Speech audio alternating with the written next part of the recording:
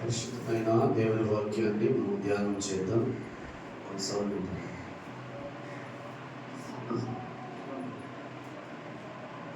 పరిశుద్ధమైన దేవుని వాక్యాన్ని మనం ధ్యానం చేసుకుందాం. మన వాక్య ధ్యానం కొరకై కీర్తన 75వ కీర్తన. దేవా స్తోత్రం. 75వ కీర్తన.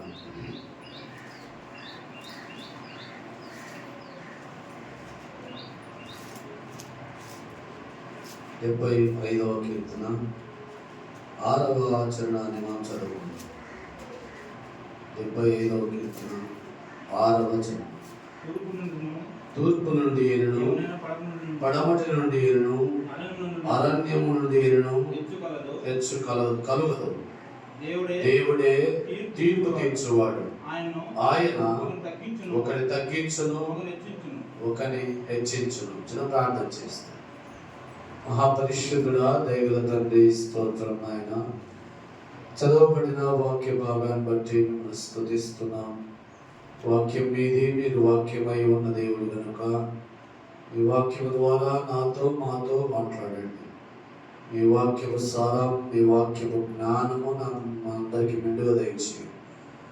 మీ దాసుడు మీ పక్షం నిలబడి మాట్లాడుతుండగా మీ దాసుడు నోటికి సమయోచితమైన మాట, సమయానుకూలమైన మాటను మీద గ్రహించి మీ నామమునకు మహిమ తెచ్చుకున్నాం.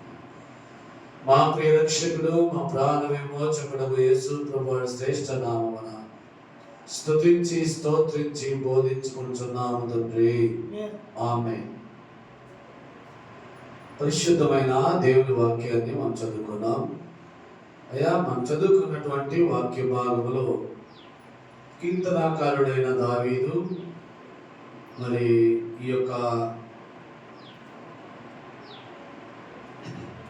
ఈ కీర్తన ఆసాపు రాసినటువంటి కీర్తన ఇది.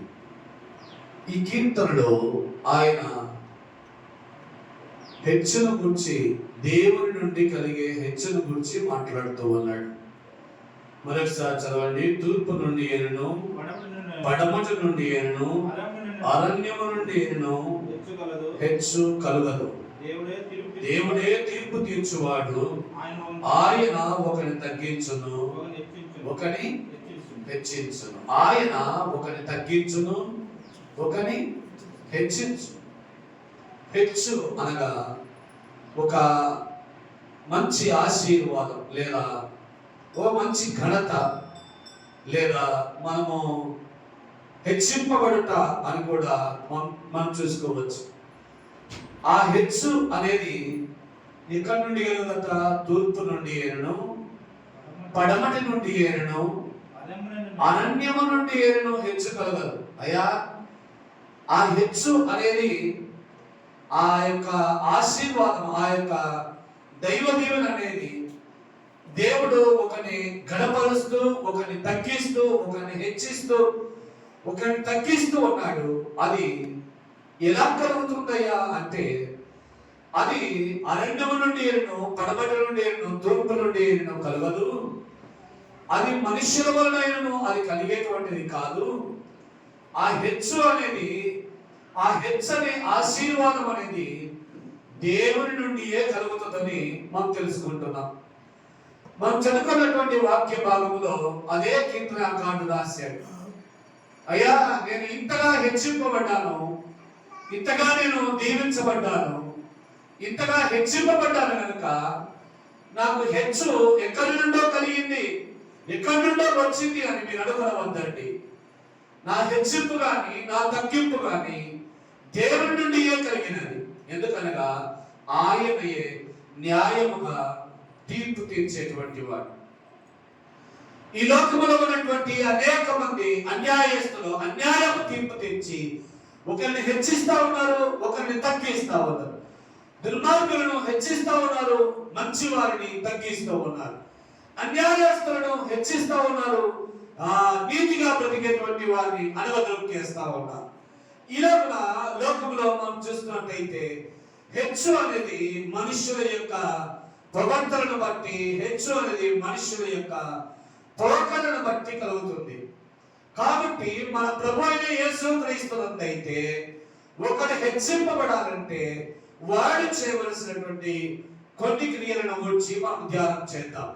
ఒక వ్యక్తి ప్రభునందు దేవుని చేత హెచ్చింపబడాలంటే, దేవుని చేతనే హెచ్చింపబడి ఆశీర్వదింపబడాలంటే వారు ఏం చేయాలనే కొన్ని విషయాలు మనం చూసి ముందుకు వెళ్ళిపోదాం.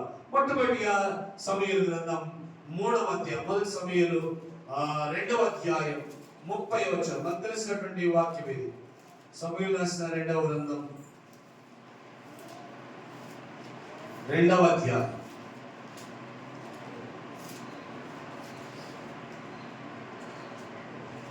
30వ వచనం.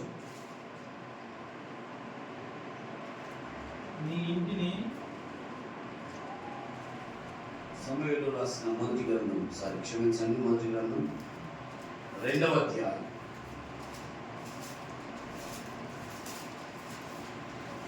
30వ వచనం.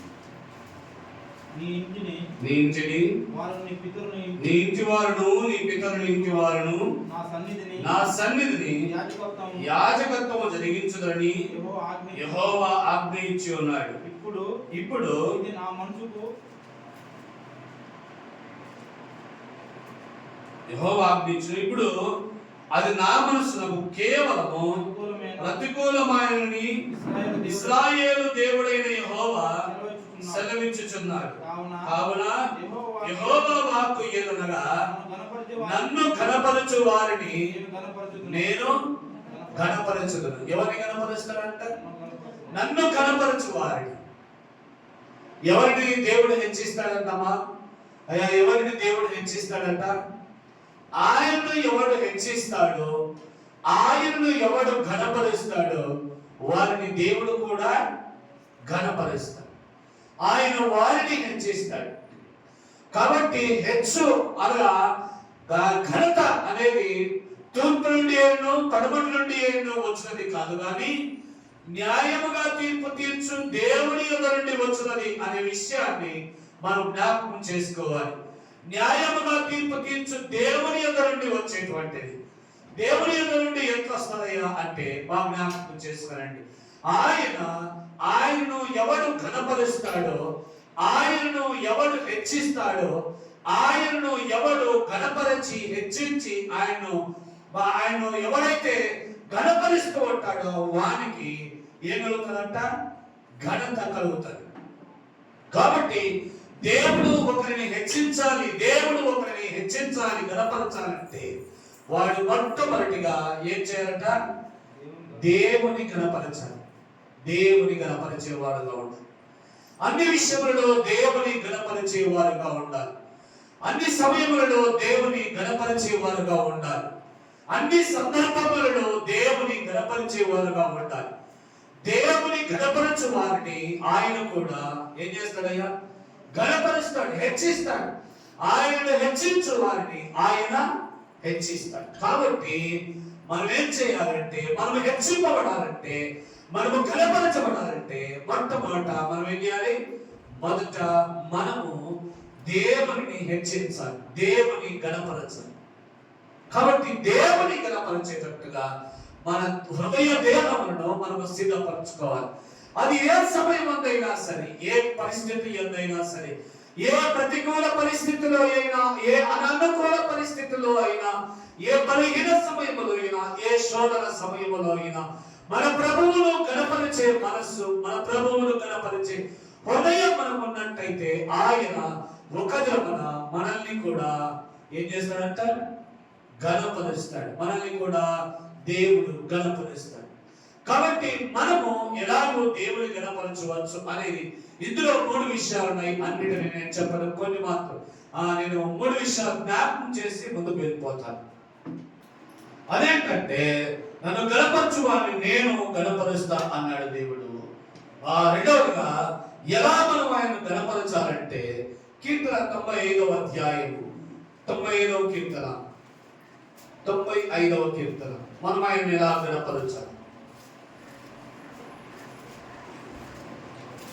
95వ కీర్తన 7-8 చరణాలు. రండి నమస్కారం చేసి సాగిలపడదాము, మనలను సృజించిన యెహోవా సన్నిధిని మోకరించుదము. నేడు మీరు ఆయన మాటను అంగీకరించిన యెడల ఎంత మేలు. అరణ్యమందు మెరీబా యొద్ద మీరు కఠినపరచుకున్నట్లు, మస్సాదిలమందు మీరు కఠినపరచుకున్నట్లు మీ హృదయములను కఠినపరచుకొనకుడి. ఏం చేయాలంట మనము? ఆయన సన్నిధిని మోకరించుదము రమ్ము. ఆయన మాట అంగీకరించిన యెడల ఎంత ఏం చేయాలట? ఆయన మాటను అంగీకరించాలి. ఆయన మాటను అంగీకరించు వారిని ఆయనను ఘనపరిచేవారుగా ఉంటారు. సమూయేలు భక్తులతో ఇదే మాటే, ఆ సమూయేలు భక్తుడు సౌలుతో ఇదే మాటే అన్నాడు. 15వ అధ్యాయం 22వ వచనం ఆయన ఇంటికి వెళ్తారు చదవండి. సమూయేలు ఒకడు దేవుని ఆజ్ఞను గైకొని ఆయన ఆజ్ఞానుసారముగా బ్రతుకడం వలన ఆయన సంతోషించడం కంటే విస్తారమైన గొర్రె పొట్టేలు అర్పించడం వలన ఆయన సంతోషించుదా అని అంటే, విస్తారమైన గొర్రె పొట్టేలు అర్పించడం కంటే సమీపించి ఆయన మాట వినుట శ్రేష్టము అంటే. కాబట్టి ప్రభువును ఒకడు గణపరుస్తున్నాడంటే వాడు ఏం చేస్తాడు? దేవుని మాట వింటాడు. దేవుని మాట వింటాడు. దేవుని మాటను పెడచెవిని పెట్టాడు. దేవుని మాట వినబడు సమయమున అటు ఇటు చూడు. దేవుని మాట వినబడు సమయం కొరకు కాచుకొని ఉంటాడు. దేవుని మాట, దేవుడు తనతో మాట్లాడే మాట కొరకు ఆశతో ఆసక్తితో ఎదురు చూసేవాడుగా ఉంటాడు. కాబట్టి మనం జ్ఞాపకం చేసుకోవాల్సింది ఏమిటంటే, ఒకడు దేవుని కనపరుస్తున్నాడంటే వాడు ఏం చేస్తున్నట్టు? దేవుని మాట వినేవాడుగా ఉండాలి. దేవుని ఘనపరచుట అంటే ఇంకొక మాట కూడా ఉంది. అదొక మాట చెప్పి నేను ముగించేస్తాను, ముందుకు వెళ్ళిపోతాను. సామెతల గ్రంథం 3వ అధ్యాయం 9వ వచనం. 3:9. నీ రాబడి అంతటిలో ప్రథమ ఫలమును నీ ఆస్తిలో భాగమునిచ్చి యెహోవాను ఘనపరచు. నీ రాబడి అంతటిలో, నీ సంపాదన అంతటిలో ఆయనకు భాగం ఇచ్చి ఏం చేయాలట? ఆయనను ఘనపరచు. దేవుడిని ఒకడు ఘనపరుస్తున్నాడంటే వాడు తన రాబడి అంతటిలో ఒక భాగము ఏం చేస్తాడు? దేవునికి ఇస్తాడు. దేవుడికి ఇచ్చేవాడు కాబట్టి దేవుడు ఒక మనుష్యుడు దేవుని ఘనపరుస్తున్నాడంటే మొట్టమొదటిగా వాడు దేవుని మాట వినేవాడుగా ఉంటాడు. రెండవదిగా తన సంపాదన అంతటిలో భాగం ఇచ్చేవాడుగా ఉంటాడు. అది ఏ భాగమైనా అయి ఉండవచ్చు. కాబట్టి దేవుని ఘనపరిచేవాడు ఆయన కూడా వారిని ఘనపరుస్తాడు. మనం దేవుని ఘనపరిస్తే ఆయన మనల్ని ఘనపరుస్తాడు. రెండవదిగా లూకా రాసినటువంటి సువార్త 14వ అధ్యాయం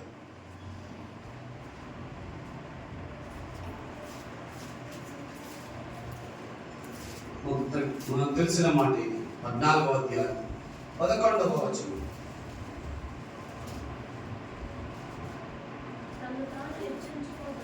తను తాను హెచ్చించుకొని ప్రతివాడును తగ్గింపబడు.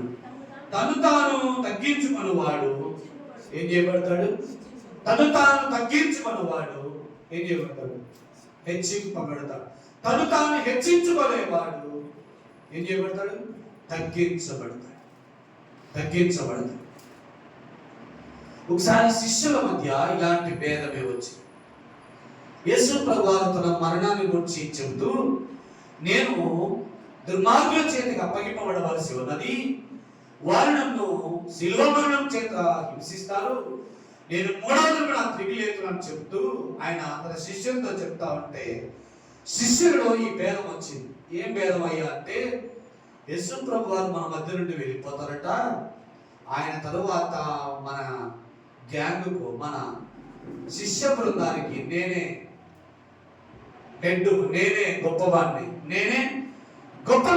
అనే భేదము వాళ్ళలో వాళ్ళకు కలిగి. అప్పుడు మన ప్రభు యేసుక్రీస్తు ప్రభు వారు ఏం చేశారంటే, నాయన మీరు ఇలాగూ నేను గొప్ప అని కొట్టుకోవద్దండి అని ఒక చెంబు నిండా నీళ్లు తెచ్చి పళ్ళెం తెచ్చి వారి పాదములను కడిగి అన్నాడు, మనుష్య కుమారుడు పరిచర్య చేయటకు వచ్చాడు కానీ పరిచారము చేయించుకున్నటకు రాలేదు. మన ప్రభు ఎంత తనను తాను తగ్గించుకున్నాడో చూడండి. కాబట్టి మన ప్రభువు తనను తాను ఎంత తగ్గించుకున్నాడు. కాబట్టి ఆయన మనల్ని ఆయన తను తాను అంతగా తగ్గించుకొని ఉంటే ఈరోజు మనమందరము ఆయన్ని గురించి ప్రతి గానమరణం చేస్తాం. తండ్రి తనను శిలువ మరణములకు అప్పగించను అన్నాడు. తండ్రి నీ చిత్తమే సిద్ధించదు గాక, నా చిత్తము నా ఇష్టము కాదు అన్నాడు. అంతగా తనను తాను తగ్గించుకున్నందు చేత ఈ రోజు మనం అందరము మన ప్రభు అయిన యేసుక్రీస్తు ప్రభు వారి నామమున మన తండ్రి సన్నిధికి సమీపించగలుగుతూ ఉన్నాం. కాబట్టి ఎవడు తనను తాను తగ్గించుకుంటాడో వాడు ఏం చేయబడతాడయా? హెచ్చింపబడతాడు. ఎవడు తనను తాను తగ్గించుకొని ప్రభువునందు విధేయుడై సంపూర్ణమైనటువంటి విధేయుడై ఉంటాడు వాడు ఏం చేయబడతాడు? హెచ్చింపబడతాడు. కాబట్టి తను తాను తగ్గించుకుని వాడు ఏం చేయబడతాడంట? హెచ్చింపబడతాడు. కాబట్టి మనల్ని మనము తగ్గించుకుంటే మనం ఏం చేయబడతాము? హెచ్చింపబడతాం. కాబట్టి మనం జ్ఞాపకం చేసుకుందాం, అయ్యా మనల్ని మనం తగ్గించుకుంటే మన ప్రభు మనల్ని హెచ్చిస్తాడు. ఎందరో మనల్ని దూషిస్తూ అవమానపరుస్తూ నిర్మిస్తూ బాధపరుస్తూ ఉండవచ్చు, కానీ మనమైతే మన ప్రభువుని హెచ్చించే వారముగా మన ప్రభువును గణపరిచే వారముగా ఉంటూ ఆయన సన్నిధిలో ముందుకు సాగుతున్నటువంటి బాధ్యత మన మీద ఉంది. రెండవదిగా మూడవది దినవృత్తాంతంలో 2వ గ్రంథం ప్రభువు ఎవరిని హెచ్చిస్తాడనే అంశం మీద మనం మాట్లాడుతూ ఉన్నాం. దినవృత్తాంతంలో 2వ గ్రంథం 16వ అధ్యాయం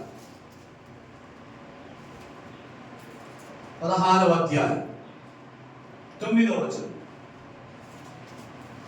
తన ఎడల యథార్థ హృదయం గల వారిని బలపరచుటకై యెహోవా కనుదృష్టి లోకమంతటను సంచారము చేయుచును. ఎవరిని బలపరచడానికి?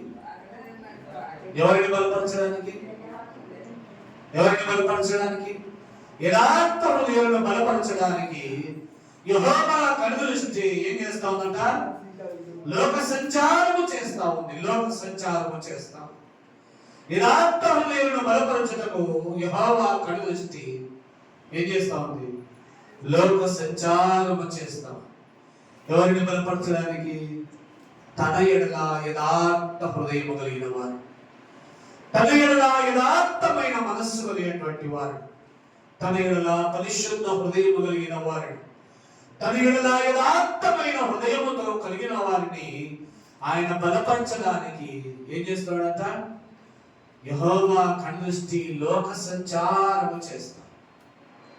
కాబట్టి ఒకటి ప్రభువు హెచ్చించాలంటే, ఒకటి దేవుడు హెచ్చించాలంటే, ఒకడు దేవుని గణపరచాలంటే ఏం చేయాలి? ఆయన ఎడల యథార్థమైన హృదయము కలిగిన వారమై ఉండాలి. ఒకటి మన ప్రభువు మనల్ని హెచ్చించాలంటే ఆయన ఘనపరిచే వారముగా ఉండాలి. 2 మనల్ని మనము తగ్గించుకునే వారముగా ఉండాలి. మన ప్రభువుని హెచ్చించే వారముగా ఉంటే ఆయన మనల్ని హెచ్చిస్తాడు. 3వదిగా ఆయన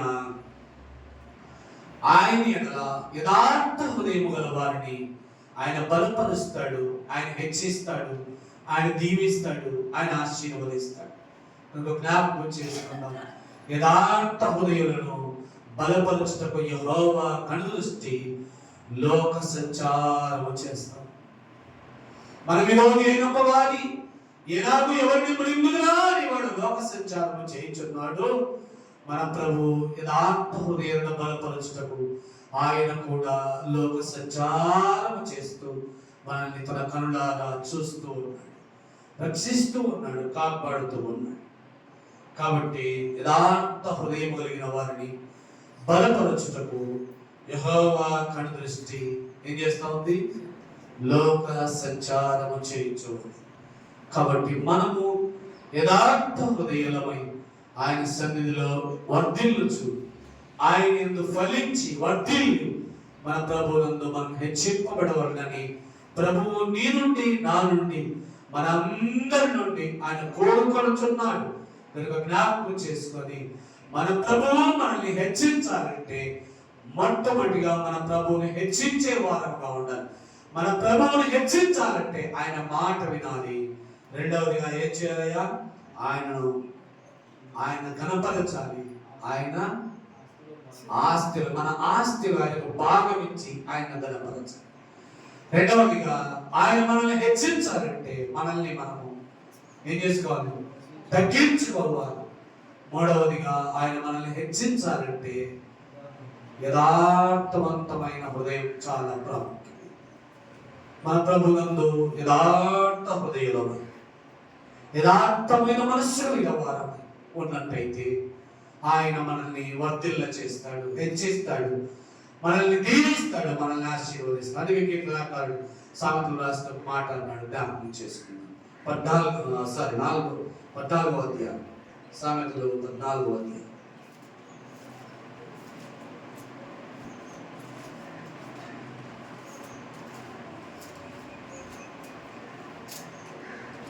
పదకొండవచ్చు 14వ అధ్యాయం 11వ.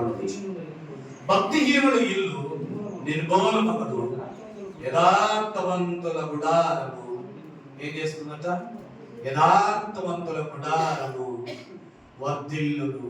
యథార్థవంతుల గుడారం, యథార్థవంతుల ఇల్లు, యథార్థవంతుని హృదయం, యథార్థవంతుని దేహము, యథార్థవంతుని జీవితము వర్ధిల్లాలంటే మన ప్రభునందు మనం యథార్థ హృదయులమై ఉండాలి. మన ప్రభునందు శుద్ధ హృదయులై ఉండాలి. మన ప్రభునందు శ్రేష్టమైన పరిశుద్ధమైన హృదయాన్ని కలిగి మన ప్రభువును గణపరిచి ఆరాధించబద్దులమై. కనుక మనం జ్ఞాపకం చేసుకున్నాం, మన ప్రభునందు మనము యథార్థ హృదయమై మన ప్రభువును గణపరుస్తూ, మన ప్రభువును ఆరాధిస్తూ, మన ప్రభువును స్తుతిస్తూ ఆయన సన్నిధిలో ముందుకు సాగిపోదాం. దేవుడి కొన్ని మాటలు మన నిమిత్తమై దీవించుగాక.